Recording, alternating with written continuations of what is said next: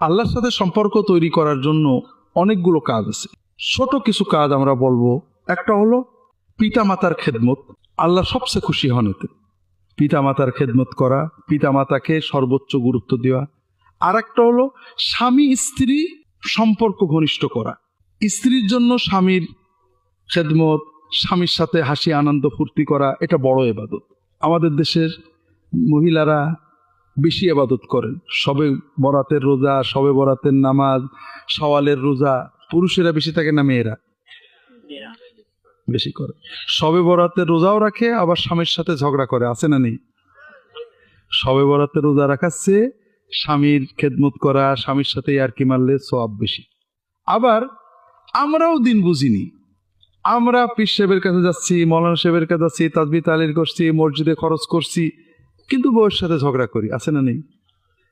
আছে তো। অথচ মসজিদে খরচ করা যেমন সদকা, বউয়ের জন্য লিপস্টিক কিনে দেওয়া ওই রকম সদকা, আরো বেশি সওয়াব আল্লাহ দেবেন।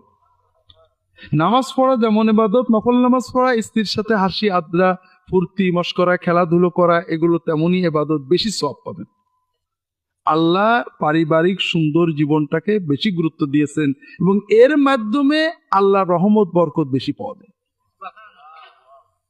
তৃতীয়, আল্লাহ রহমত বরকত পাওয়ার জন্য বড় একটা কাজ হলো মানুষের উপকার করা।